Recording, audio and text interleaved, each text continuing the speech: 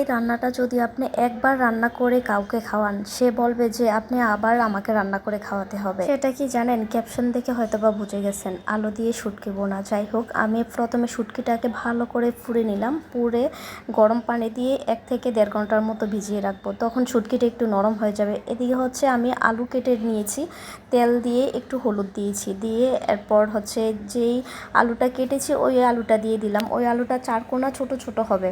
আর সাথে হচ্ছে একটু লবণ দিয়ে দিচ্ছি, দিয়ে ভালো করে ভেজে নিব। আপনারাও আলুটা ভেজে দিবেন, না ভাজলে কিন্তু হবে না। অনেক সময় দেখা যায় যে অনেকে শুটকি রান্না করে না ভেজে দিয়ে দেয়, ওটা কিন্তু ভালো হয় না। এদিকে হচ্ছে যে শুটকিটা ধুয়ে রেখেছি, শুটকিটা আবার একটু হলুদ লবণ দিয়ে ভালো করে ভাজবেন শুটকিটা। অনেকে দেখা যায় যে শুটকি স্মেলটা নিতে চায় না, যেমন আমার হাজব্যান্ডে বলবো যে শুটকিটা একদম ভালো করে ভাজবা, একদম আস্তে আস্তে জাল করে ফুললি করে লাল করে ভেজেছিলাম। যাই হোক, ওই দিক দিয়ে হচ্ছে শুটকি ভাজা হচ্ছে। এখানে হচ্ছে শুটকির জন্য মশলা রেডি করে নিব। প্রথমে আমি তেল বসিয়ে এরপর পেঁয়াজ দিয়েছি, পেঁয়াজটা ভালো করে একটু লাল হয়ে আসছে, দিয়ে দিবেন হচ্ছে রসুন বাটা।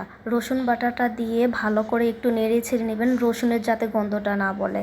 আর এদিকে একটু খেয়াল রাখবেন, রসুন বাটাটা একটু শুটকিতে বেশি দিতে হবে, বেশি দিলে ভালো লাগে। দিয়েছি আদা বাটা, আদা বাটাটা দিয়ে আবার একটু নেড়ে ছেড়ে নিলাম, যাতে আদার গন্ধটা না থাকে। আবার পেঁয়াজ বাটা দিলাম, দিয়ে আবার আরেকটু নেড়ে ছেড়ে আস্তে আস্তে করে এখন লালচে করে নিব। আপনি একটাই জিনিস খেয়াল রাখবেন, মশলা যত কষা হবে তত তরকারি মজা হবে। যাই হোক, মশলা কষা হয়ে গেছে। এখানে হচ্ছে হলুদ দিয়ে পানি দিয়ে দিলাম, পানি দিয়ে দেন। এখন গুঁড়া মশলা দিয়ে দিব, প্রথমে মরিচ গুঁড়া, এখানে দিয়ে দিব ধনিয়া গুঁড়া, আর দিব হচ্ছে জিরা গুঁড়া।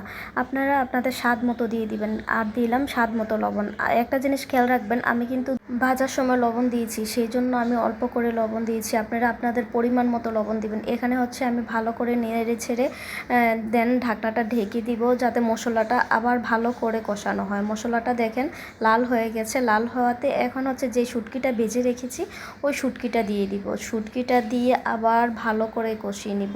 আপনারা একদম একটা যেভাবে আমি দেখাচ্ছি এভাবে আপনারা করে দেখেন, করলে খুব ভালো লাগবে। শুটকিটা দিয়ে কতক্ষণ কষি। এখন আমি যে আলুটা ভেজে রেখেছি ওই আলুটা দিয়েছি, আমি কিন্তু একসাথে দেই নাই, একটার পর একটা দিয়েছি। কিন্তু আপনারা খেয়াল রাখবেন, এরকমভাবে আপনারা রান্না করেন, দেখেন, খেয়ে এরপর আবার আমাকে কমেন্ট করে জানাবেন।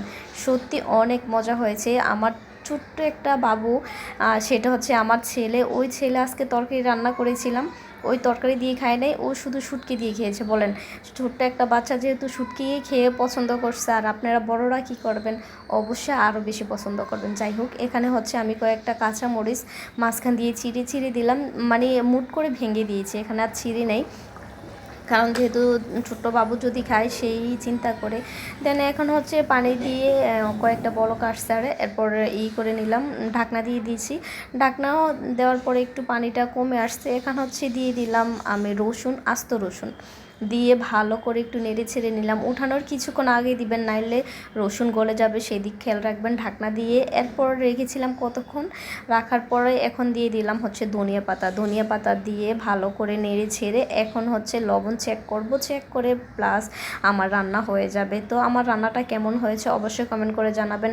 তো ভালো থাকবেন, আজকের জন্য এখানেই, আল্লাহ হাফিজ।